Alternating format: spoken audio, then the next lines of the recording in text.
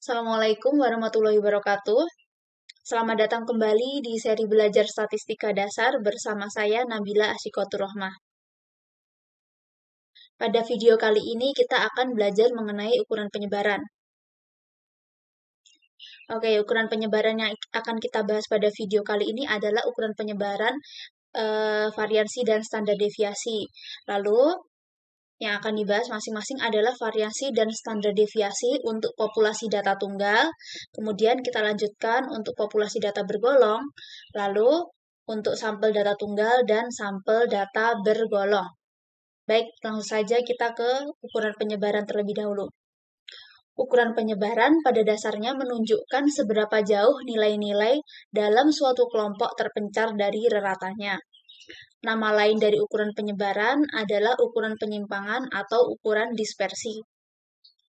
Ukuran penyebaran yang sering digunakan dalam penelitian adalah jangkauan atau range, rata deviasi atau average of deviation, variansi atau variance, dan deviasi baku atau standar deviasi. Pada video kali ini nanti kita akan bahas tentang variansi, lalu dilanjutkan standar deviasi, kemudian dilanjutkan dengan contoh-contoh. Kita ke variansi terlebih dahulu. Nama lain dari variansi atau variance adalah varian atau ragam. Oke, dan variansi sendiri adalah ukuran penyebaran yang sangat terkenal, serta sering digunakan dalam praktik penelitian. Pembahasan kita untuk variansi ini, kita membahas untuk variansi pada populasi, lalu ke variansi pada sampel. Untuk variansi pada populasi didefinisikan dengan rumus ini. Variansi adalah sigma buka kurung x min mu tutup kurung kuadrat dibagi n untuk nilai dari x1 hingga xn. Nah, ini khusus variansi pada populasi. Dengan tanda ini sebenarnya bacanya sigma kuadrat, tapi untuk menghindari kebingungan dengan tanda ini, kita baca aja variansi. Ini variansi khusus populasi. Kemudian XI adalah nilai ke I, mu adalah rata-rata untuk populasi, dan N besar adalah banyaknya data populasi. Nah, karena nilai rata itu tidak selalu bulat, ada formula lain yang lebih sering digunakan, yaitu formula yang ada pada teorema pertama, yaitu variansi adalah sigma x kuadrat dibagi dengan n besar dikurangi dengan buka kurung sigma x min n tutup kurung kuadrat. Beda rumus yang atas dengan yang bawah, yang definisi 1 dengan teorema 1 adalah kalau teorema pertama teman-teman harus mencari nilai rata-rata terlebih dahulu. Yang kedua ini tidak perlu. Jadi sebenarnya bebas mau pakai yang pertama atau kedua karena hasilnya akan sama. Ini adalah definisi untuk variansi pada populasi secara umum. Untuk memudahkan, kita bisa menggunakan definisi berikut. Untuk variansi pada distribusi frekuensi data tunggal, variansinya adalah sigma f buka kurung x min mu tutup kurung kuadrat dibagi n. Dengan xi ini adalah data tunggal pada x ke i, kemudian fi adalah frekuensinya, mu adalah rata-rata populasi, dan n adalah banyaknya data populasi. Nah, dengan alasan yang sama dengan sebelumnya, karena nilai rata-rata tidak selalu bulat, maka kita bisa menggunakan formula berikut. Variansi adalah sigma f dikali x kuadrat dibagi n besar dikurangi buka kurung sigma f dikali x dibagi n tutup kurung kuadrat. Teman-teman bisa pakai yang atas atau yang bawah, sama saja. Nah, ini untuk distribusi frekuensi data tunggal pada populasi. Jika untuk data bergolong, teman-teman bisa menggunakan definisi ini. Jadi, ini sebenarnya rumusnya sama ya, sigma kuadrat atau variansi adalah sigma f dikali dalam kurung x min mu kuadrat dibagi dengan n. Ini mu-nya juga rata-rata populasi, n-nya banyak data populasi, tetapi untuk xi ini adalah titik tengah, dan fi adalah frekuensi untuk kelas ke i. Nah, ini kalau misalkan menghindari untuk nilai rata yang tidak selalu bulat, teman-teman bisa pakai rumus yang di bawah. Sigma kuadrat sama dengan sigma, variansi kuadrat sama dengan sigma F dikali X kuadrat dibagi N dikurangi, buka kurung, sigma Fx dibagi N tutup kurung kuadrat. Oke, itu adalah variansi untuk populasi.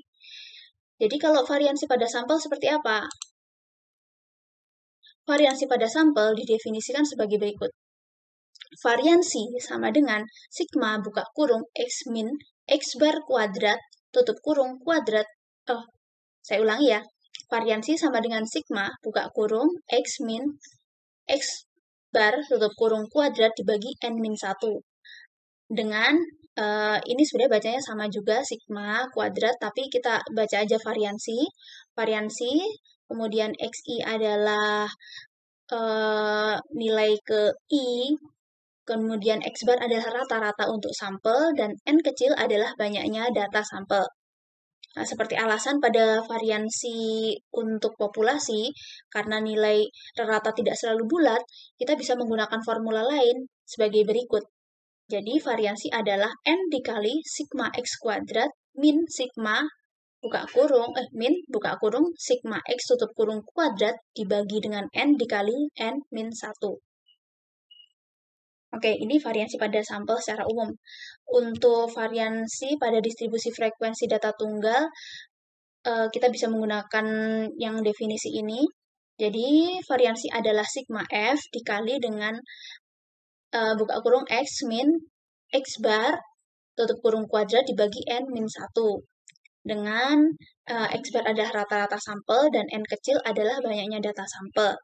Lagi-lagi kalau misalkan teman-teman lebih suka lebih suka tidak perlu menghitung rata terlebih dahulu, teman-teman bisa pakai rumus yang kedua, yaitu S kuadrat sama dengan N dikali sigma F X kuadrat min buka kurung sigma F dikali X tutup kurung kuadrat dibagi dengan N dikali N min 1. Kalau untuk data bergolong, rumusnya ini sebenarnya sama dengan yang tadi ya. Ini sama, kedua-duanya sama. Bedanya kalau di sini untuk XI artinya adalah titik tengah dan FI adalah frekuensi dari kelasnya. Variansi pada sampel dan pada populasi itu secara umum yang berbeda adalah cara mencarinya. Dengan yang bawah untuk populasi itu dibagi dengan N besar, dan kalau untuk variansi pada sampel dibagi dengan N-1, dan tandanya, lambangnya saja yang berbeda.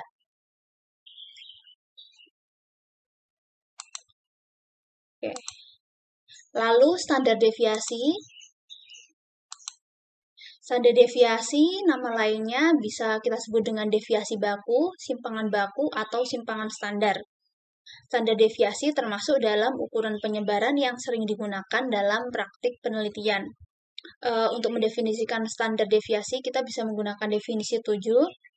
Standar deviasi dari populasi adalah akar kuadrat dari variansi. Jika teman-teman sudah menghitung variansi dari sebuah populasi, teman-teman bisa langsung mengakarkan saja, tidak perlu menghitung dari awal. Begitu juga untuk standar deviasi dari sampel. Kalau teman-teman sudah menghitung variansi dari sebuah sampel, maka teman-teman tinggal mengakarkan sehingga teman-teman bisa mendapatkan standar deviasinya. Oke, kita ke contoh terlebih dahulu ya, untuk lebih memahami. Oke, kita contoh satu ini adalah contoh untuk populasi data tunggal. Di sini kita diminta untuk mencari variansi dari nilai-nilai yang ada pada tabel 1, yaitu tabel daftar distribusi nilai siswa. Dari tabel kita bisa lihat kalau ini adalah data tunggal. Dan karena di sini tidak ada keterangan ini untuk populasi atau untuk sampel, biasanya kita bisa langsung mengatakan ini untuk populasi. Jadi karena untuk populasi, kita perlu, untuk kali ini saya akan menggunakan cara satu terlebih dahulu. Di sini, kalau cara satu ini teman-teman perlu mencari nilai rata-ratanya dulu. Nah, kan rata-ratanya sudah saya hitung, hasilnya ada 25. Dan untuk cara satu, teman-teman akan ini menggunakan definisi satu ya. Definisi satu rumusnya adalah variansi sama dengan sigma F dikali X min mu tutup kurung kuadrat dibagi N.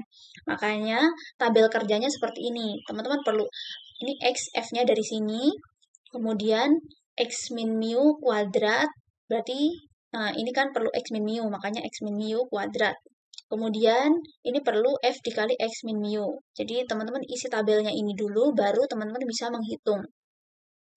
Oke, ini caranya gampang aja. Kalau X min mu ya berarti 20 dikurangi 25, kemudian dikuadratkan.